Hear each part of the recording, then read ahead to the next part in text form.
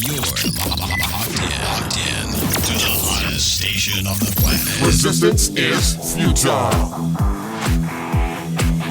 The revolution has begun.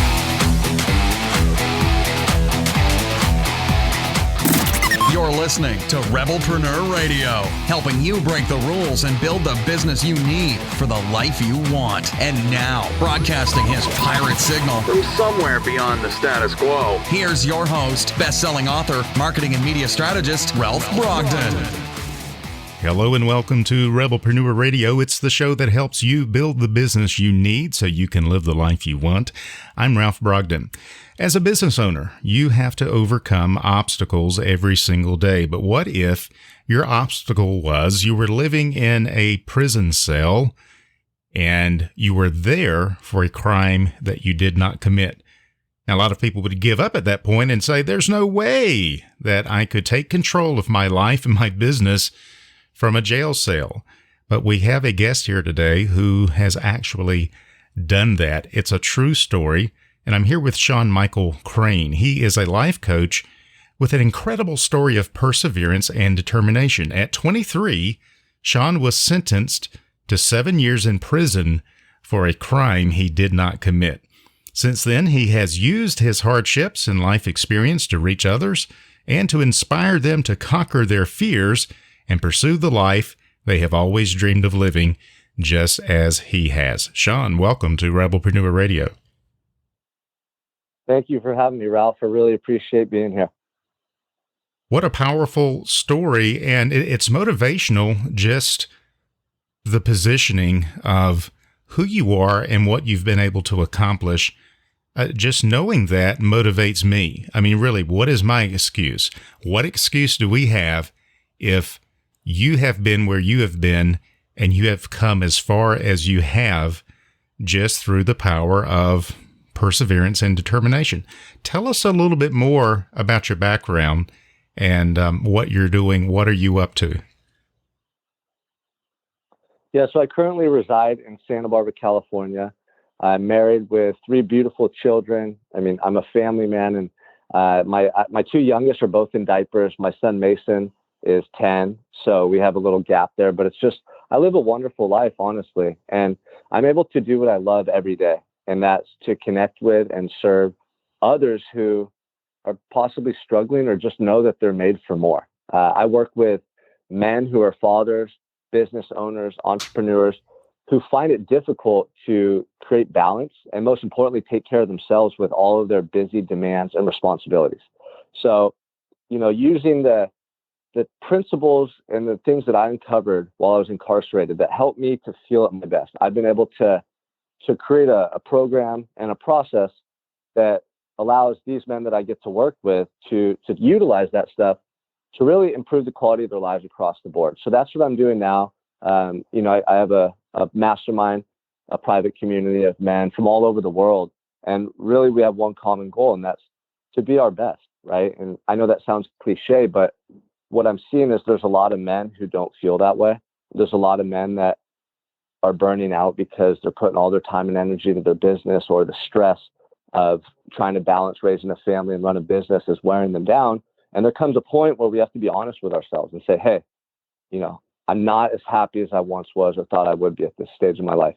Maybe my business is, very successful, but the quality of my relationships is declining. Or I looked in the mirror and I feel like I aged 20 years overnight and gained a bunch of weight. I'm not happy. I don't feel good with myself anymore. So we start addressing those things and help them to just get in better alignment with who they truly want to be. Very powerful and very needed with all the challenges that men face today. You have overcome some tremendous obstacles, and now you're in a position where you are able to help other people to become who they really are, and to improve their life. How did you get started in business? Just take us back to the time when you were first released, and what was that like, and what triggered in your mind that this life coaching, you've written a book that's a best-selling book, but what was the motivation for you to make this new start? How did you get into doing what you're doing? Yeah, so that's a great question. When I was incarcerated, I was able to work with men in prison. We were exercising. We would talk about the futures that we wanted. And a lot of those guys, they were hopeless. They couldn't see the potential in themselves or their future. And, through my own process of improving myself and my life on a daily basis, those guys started to be, I guess, drawn or attracted to me and what I was doing, because in prison, no one's really striving to better themselves. They're all just surviving. And, they wanted something more for themselves. So they'd reach out to me. Hey, Sean, we see you doing all these things in here to better yourself. And I was able to mentor some of them over time and see them shift dramatically, mindset, health, a lot of different things. And that was when I realized I want to help people when I go home. I want to share my story in a way that can inspire others to not just go through the motions like I did, but to really strive to live that life that they want. So when I came home, that seed was planted. I didn't know how I was going to do that. I thought maybe I would go into counseling and work with at-risk youth. I wasn't really sure. And then about 2 months from being home, I'm living on a trailer at my aunt and uncle's property. I have $200 in my pocket and nothing else. No material items, no car, nothing. And, I was starting to feel a little concerned. I knew I had big dreams and I wanted to live my life much differently than prior to prison, but I didn't know how I would do that. And I had an opportunity to get a job at a gym back in my hometown where I was actually arrested. I wasn't living there when I paroled. And that opportunity was all I needed. It was an opportunity to work as a fitness instructor. And I was passionate about fitness. I wanted to work with people. So I seized it. I got certified in about 2 weeks. While I was incarcerated, I was studying every day. And I studied tremendously in relation to sports medicine, anatomy, biology, physiology, everything related to exercise science. I already knew. So when I took the test and I had to do everything to get certified, it was very straightforward and pretty easy because I had been preparing. But I still had to get there and then start working. And what happened was there was wildfires in California that week, and they burned down 3 different counties where I was residing, all around us. And then 2 weeks later, there was rainstorms and these mudslides. There was these torrential rainstorms. So not only were we displaced from our property, we were staying at an Airbnb in a local adjacent city, but then the mudslides in Santa Barbara were horrible. They closed the freeway. They actually killed people. They were very devastating for our community. So now I had this opportunity to go and, get a job and pursue this vision I had, but I couldn't get to the facility. The freeway was shut down. And I was just stuck in limbo. So I actually contacted an old friend of mine who I knew was a pilot, and he had been flying people back and forth from county to county during this time because no one could get into town to go to their jobs and work. So I was able to meet him that Monday morning and fly in over the mudslides. And we went directly to the gym, and I met the owner and I secured my job last minute. I had to get there and secure the job. He said, "Okay, Sean, you start tomorrow at 5 a.m. But I still had no place to live and I didn't have transportation. So that day he told me, as we're flying into Santa Barbara, he looks over and he goes, "Where are you going to stay, man?" And I said, "Honestly, I have no idea. I'm just pursuing my dream. I'm just going for it." Yeah. And he said, "Hey, my dad might have a room for rent. He rents out rooms to college students, but they're all gone right now. He might have a room." And I went and met his dad right after I went to the gym, and he had a room. And so I had saved up a little money in those 2 months being out. I paroled with $200 in my pocket. At this time, I had like maybe 1,000 at most. I gave him all my money to secure my next month's rent. So now I was broke, but I had a job and I had a place to stay. Yeah. And the next thing I had to do is figure out, well, how am I going to get to and from the gym? And so I went and met with my uncle's mechanic. My uncle owns a business in town. He had a mechanic, and he sells used cars or old broken down cars. I had no money. So when I got there, he's showing me his cars, and he showed me a Honda Civic with the rear end completely smashed in. It barely was able to drive. You don't want to be seen in this car anywhere by anyone. But I'm just taking action. I got to do whatever it takes to get one step in the right direction. And he let me drive that car around for a month before I paid him something like $1,000. But within 24 hours, now I had a job in a new career, in a career that represented hope for my future and working with people and helping people. I had a place to stay, and then I had transportation. And that was my humble beginning into entrepreneurship. Wow. And typically, I'll ask someone, what was your biggest obstacle?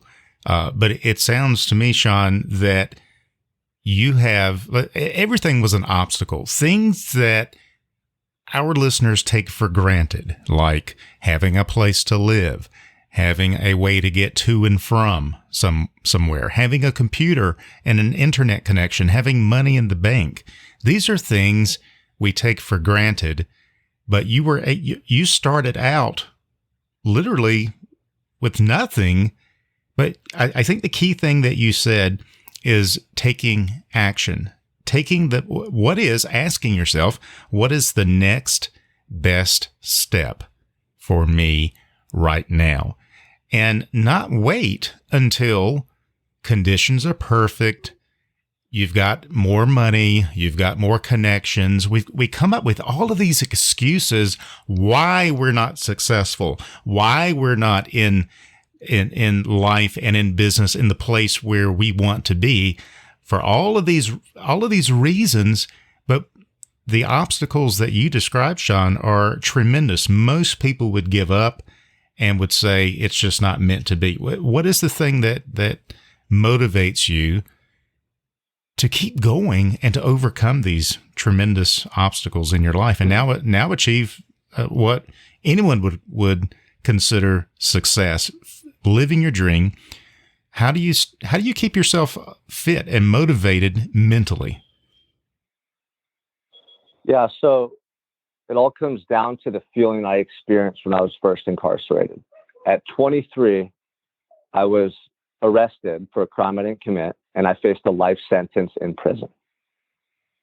Being in my cell for 23 hours a day with nothing other than my own thoughts, than my memories, than my own feelings. And I just started reflecting on the life that I'd lived up to that point. And I was so, heartbroken because what I saw wasn't something that I wanted to look back on. I saw a lot of excuses. I saw, a lot of wasted opportunities. I had big dreams as a kid and a lot of passions that I just let die with those excuses and those, that faulty thought process of, tomorrow, or that fear-based decision-making of, am I good enough? What will other people think? And I didn't realize I had been conditioning myself to take action based on, self-doubt and fear of the unknown. And so in my cell, I could see this also clearly because there was no distractions. I could just see the truth. And what happened is I experienced the most, painful form of regret for the way I lived my life. And it honestly, I felt like it was killing me. I felt like I was dying in that cell because here I am at 23 and the rest of my life is over. It's done. And this is what I showed the world. This is the legacy I left behind, and it tore me apart. And so from that moment forward, I made a deep and internal commitment to myself that I would never experience that again, that I would always give my all to everything I did, and I would never falter from being my true self and showing the world who I truly was ever again. So I started to channel that mentality and that energy into every little thing I did while I was incarcerated. And it didn't matter what I was doing, it was how I was doing it. And over time, this massively adjusted my perception of the world and myself. And I was different. From that moment forward, I did whatever I could every day to improve myself and to move towards this vision I had of who I wanted to be. So when I came home, I had been preparing for 5.5 years for that moment when I was going to be faced with the challenge of a fire, a mudslide, no job, all those things that happened to me. I was ready for them. And the same fear and doubt surfaced, but I had been facing it for so long that I was ready. And I knew that I could never again turn away from my dreams and who I truly wanted to be. So the only choice for me in that moment was to move forward. And no matter what, I was going to get there. That was the mentality. And you see what happens when we have that mentality. I mean, I started out working for somebody else in a gym. I left that gym a year later and opened up my own fitness company and had a lot of success in my local community with clients. And I got to the point where I said, hey, I'm spending 8 hours a day in a gym. I can only help 8 people a day. And so I created an online program that allowed me to reach people all throughout the country and the world and help them. And then, I know you want to talk about the pandemic and what this last year's been like. So I came to a really crucial crossroads at that moment where the gyms were shut down. I'm having some success online. I'm about 50-50 in person and, doing this thing digitally.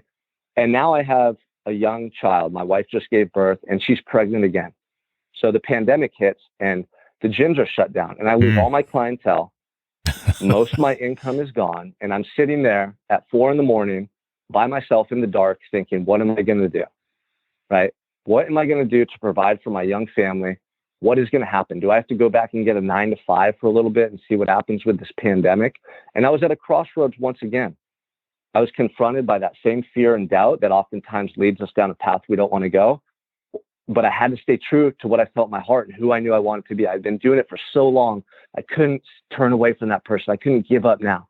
So I made a choice to go all in to being the life coach, the leader, the mentor, the person I knew I could be. And especially at that crucial time when people needed it most, because a lot of people were struggling. So I started just talking about my past more. I started talking about the things that helped me. I started talking about that fear, right? That insecurity, that self-doubt that plagues us. And I just started sharing stories on social media. And I went all into creating the most effective, impactful life coaching program I ever could. And I used the same exact principles that helped me in prison to transform my mindset and my habits and my life over time. And I turned those into my coaching program.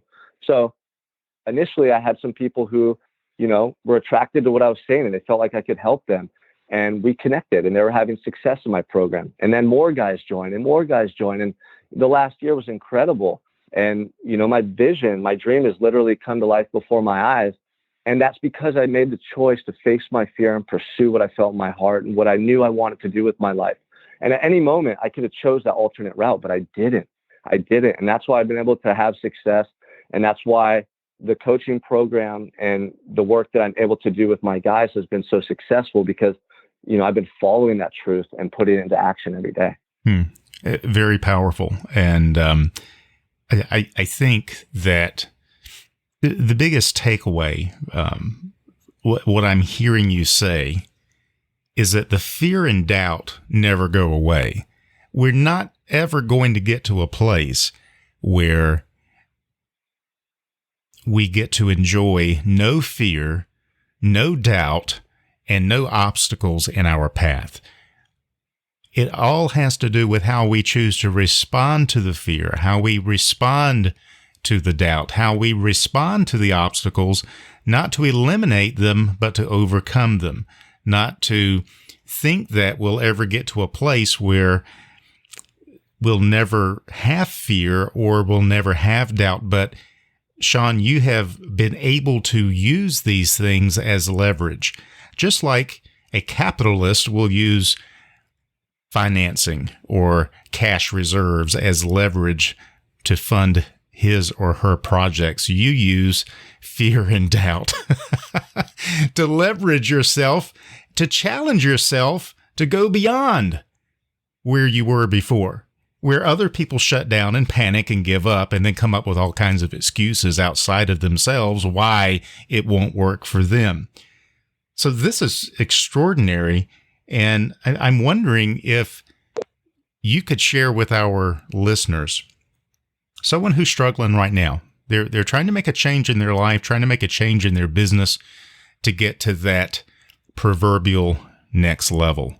But they're struggling with fear, struggling with doubt, looking at this obstacle that seems insurmountable. What would you say to them? How would you help them if you could speak to them directly right now? Yeah, well, the first thing we have to do in that situation is clarify our truths. What is it that you truly want? Like if you could write it down on a piece of paper and it would start to materialize within your life, free of limitations, free of your own self-imposed fear or limiting beliefs, like I stated, what would that look like? We have to get real clear on what is the outcome that you want, not the outcome that you expect or you kind of want or you're hopeful for. Like, what do you really want? What is in your heart? What dream job? What dream life? What, every little detail. And, we have to clarify that first because a lot of times we know we want more and we know we want something different, but we're not really clear on what that is. So the next thing I would do is really, help them to visualize two different outcomes. One in which they are able to live that life. One in which they're able to have that success. One in which they're able to look back and say, wow, it was challenging, but I didn't quit. I didn't give up. And that feeling, what does that feel like for you? right? I want to really help them to embody that and connect to that energy and that emotion. And writing is such a powerful tool. That's one of the things that changed my life, is deep introspection and writing on a daily basis. So I have my clients write this stuff out because it helps them to use, their imagination, but also elicits an emotional response. And that's a powerful combination. So as they're writing this out, I'll also ask them, well, what if you don't? What if you allow this fear or these excuses to hold you back, or you can't get consistent, or you can't, put the right pieces together and you just quit? Like, imagine how you're going to feel in 20 years, right? And what's at stake? Is it your health, your family, your livelihood? I really want you to imagine what you're going to feel like in 20 years looking back on this moment. Are you going to wish that you did things differently, right? Are you going to wish that you could go back in time and make different decisions? And because they have to experience that moment as realistic as we can allow them to be able to feel that pain, to understand what's at stake if they don't change their course of action. Because they all have the ability. Anybody listening right now, you already have the tools, the resources, and the ability to create the success you want in your life. It's within you. You have it right now. But a lot of times people just aren't tapped in and connected to that, and they don't believe in it. So oftentimes pain is a really powerful motivating factor, right? We have to feel that pain. We have to know what's at stake. And then also, on the same token, like I mentioned previously, let's paint that picture of what can be. Let's paint that beautiful picture of what you can have and experience if you do decide to take this different course of action and go all into creating your dream business or creating your dream life. And so it's a lot of, it's a lot of vision, it's a lot of emotion, and it's a lot of centering and focusing our energy on those two different outcomes that can help tremendously for people now to change the way they're acting and living their lives. I really love that. And because it's coming from you and not just from a motivational, positive thinking personality, celebrity up on a stage someplace, it has the ring of authenticity because you've been there. You've been in the lowest place that you could be in prison for a crime you didn't commit, and yet you were able to create the life and the business that you wanted, that you knew was possible, and you made it happen. Nobody handed you anything. And the other thing I like about your story, Sean, is a lot of people, they get in their head, I want to be an entrepreneur, I want to start a business, and they think that they should go right out and do it. And the idea of working for someone else or starting out in the industry that you want to be in by learning the business as an employee is somehow beneath them. You took a very different approach. You visualize the end result that you wanted, and you realized that this entry level of going to work in someone else's gym wasn't your end goal, but it's a stepping stone to the end goal. And very quickly, you were able to then take that experience and start your own enterprise. Then when obstacles come up and the pandemic hits and all the things coming against you, you were able to pivot and change and adjust. And that's the other takeaway, I think, for the listeners. You're never going to have a situation where you create a business plan, where you create a strategy, and it's fixed and it's final, and everything goes just the way you expect. But your strategy, your approach, your mindset has to be flexible, has to be fluid. Always keep the end result in mind, the great vision in front of you. Like Sean is saying, visualize that and keep that in front of you. Be firm in your vision, but very flexible in your approach. Look for opportunities, respond to threats, turn those into opportunities, and overcome those obstacles. I'm motivated, Sean, just listening to you. And speaking of writing, you've done a bit of writing yourself. You are the author of a best-selling book, Prison of Your Own, Break Free of Limitations and Unlock Your True Potential. Tell us about your book. Yeah. Thank you, Ralph. The way you just summarized that too is perfect. So the book, I started writing it last year during the pandemic. This was something that was dear to my heart. It's something I envisioned while I was incarcerated, sharing my story in the hopes that somebody would read it and it would impact their lives in a positive way. So last year when the pandemic started, my wife knew that I wanted to share my story, and she kind of just called me out. She said, "What are you waiting for? Why don't you start now?" So I did. Every morning I'd get up at 4 while the kids and her were sleeping, and I would start writing my book. And it was released in January. And, it's been very successful so far. And the great thing is that I'm getting messages from people who tell me they can connect with my story, that they can relate to it. And it's helped them somehow, some way to maybe, work through some personal stuff, or to realize that this life is a gift. And we do have this precious opportunity to make the most of it. And it's amazing. And a lot of the guys in my coaching program now have come to me after reading the book and reached out to me. So it's having an impact that I hope for, and I'm very grateful.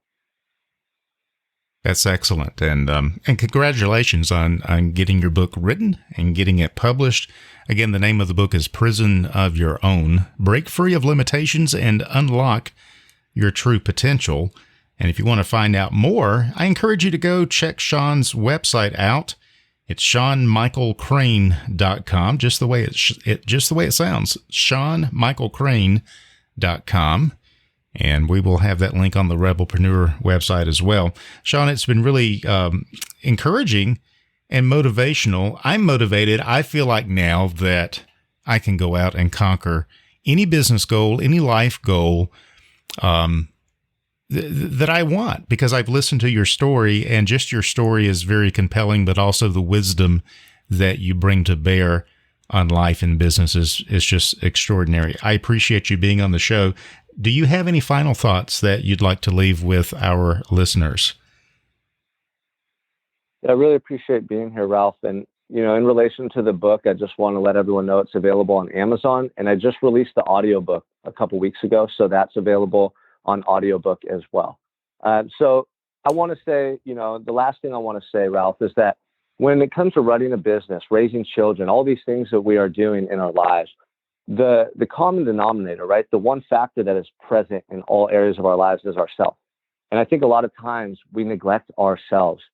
We try to pour ourselves into our business and give our all to growing our business, or we know we got to give time to raising kids, and that's demanding, and we want to keep our relationships flourishing, and we want to give our all to our family. But if we don't have a consistent way to develop ourselves, to improve ourselves, then over time, we're not going to be able to achieve the level of success we want in other areas of our life.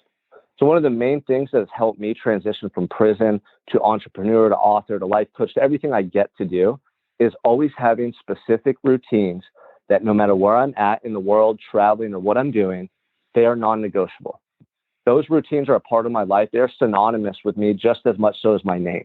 And what I mean is an early rise, that time to reflect and connect to the man I want to be, to connect to that vision that I described earlier.